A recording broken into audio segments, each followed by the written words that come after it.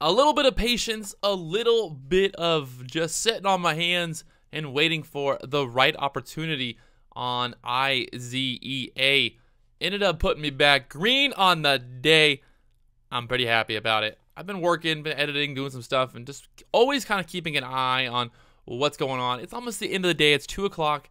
We're going to talk about it in this video, kind of what's going on here with this crazy stock and how I just made $300 in about 1 minute, 2 minutes. We'll call it 2 minutes. $300 in 2 minutes, talking about it in this video. So, well, stay tuned.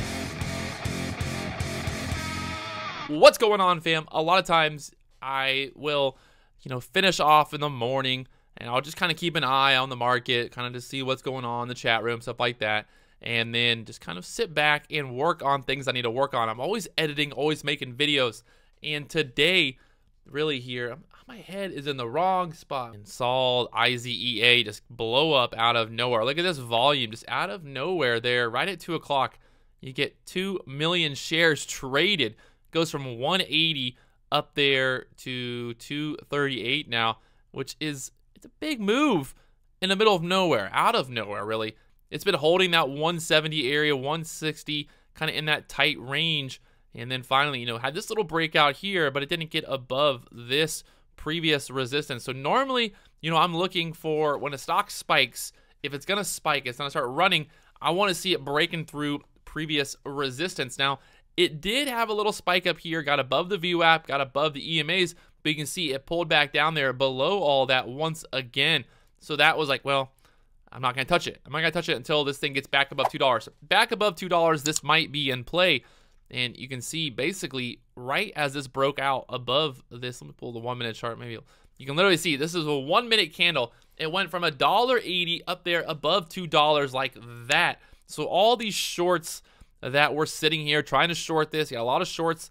First candle to kind of break out of this downward trend there, it was off to the races, and everybody else saw that same thing. They saw the volume spike and they saw the action really creep up there, and then boom, it was time to jump in there. Now, I was trying to jump in there a little bit earlier. I would have been happy to get in there right at the break of $2. That was at previous resistance at 930. This thing spiked up there to $2. So it spikes up here to $2, pulls all the way back down here to 160, consolidates basically all day long, gets back above the VWAP, back above the EMAs, and then pulls back down here, 170 again. And you can see for about another hour, it just starts to consolidate there, and then it starts to run. The way that I'm looking at this is what's happening. If this thing gets above that previous resistance, it's going to get the shorts to cover. Because if I'm shorting, let's say I'm shorting here at the 190. Let's say I'm shorting here at 185.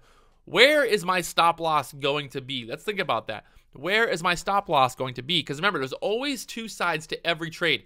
No matter what, no matter how sure you are of a pattern or how sure you are of a stock going up or down, there's always two sides. And that's exactly what we played into on this.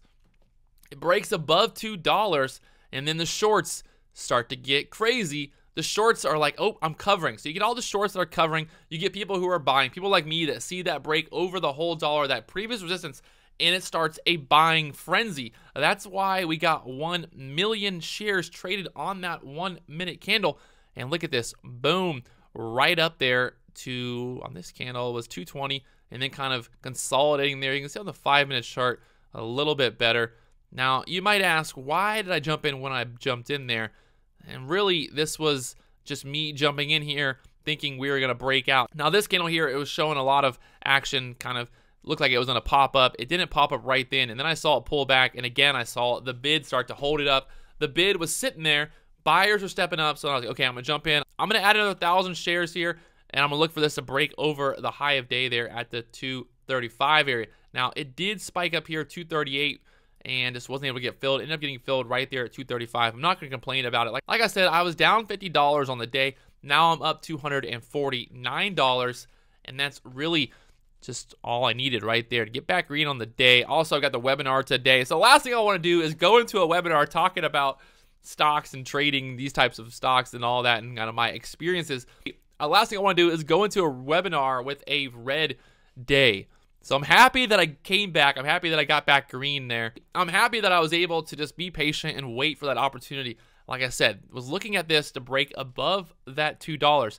Now, you might ask me, Patrick, why didn't you jump in above this resistance. So you got the resistance there at 190 here. Why didn't I jump in at that point? The big thing is I saw all that previous resistance, and then we have that whole dollar there at $2. So there's only going to be, what, 6 or 7 cents there in terms of upside. So if we get stuck at $2 again, I'm going to be risking, 6, 7 cents with a possible 10, 20 cent downside. So for me, it just wasn't worth it at that point to jump in.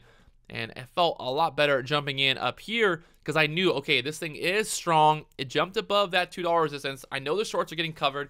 I know if I was personally a short, what would I be doing? I would be covering right then and there. And you can see it breaks above 2. It was off to the races. That 213 area was holding it up here. On this little spike, you can see kind of that almost a doji there. Almost, some real hesitation there, not knowing, is it going to go higher? Is it going to go lower on this candle? And then I start to see this candle form. I'm like, okay, it's time to jump in. I jumped in there. Got a little bit of a pullback. I think the short's trying to hold this down again. Because look at the tops of these candles again. Selling pressure, selling pressure, selling pressure. You got people who are taking profit from this bull flag up here as well. And let's see if it's going to push. Looking like it wants to push above that 235. It needs more volume. Going to need more volume to push there. It's got to get above 238 right now unless it's going to get smacked. All right, there's that push up there to 240 now. 246, 250. Beautiful. Right up there. I'm not going to trade it. I'm done for the day. If I go from red to green, I'm done. I don't care what the stock is. I don't care what the setup is. I'm just done. If I can go from red to green, I'm done. I'm going to just walk away and live to fight another day. Like I say, normally, these stocks at the end of the day, they can be really kind of weird sometimes because you just don't have the volume that we have in the morning. You don't have the same amount of traders who are trading in the afternoon. Like me, a lot of times I'm normally done in the morning and I don't trade in the afternoon. So there's a lot of other traders out there who kind of trade the same strategies. And you can see here, Izea up there to 248 now. Beautiful. Kind of breaking this move down, thinking about this as a short, thinking about it as a long, and then trying to play into those opportunities. And you can see Izea making $300 there on Izea in about 2 minutes.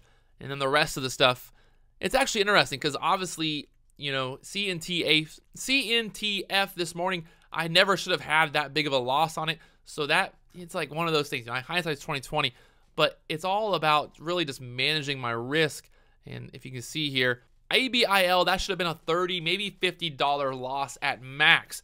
But the spread really caught me there. It just dropped down like 30 cents, and I couldn't get out quick enough. So I'm gonna go ahead and just definitely close it out there. I'm gonna get ready for the webinar and finish up some stuff here. And I'll talk to you guys later on.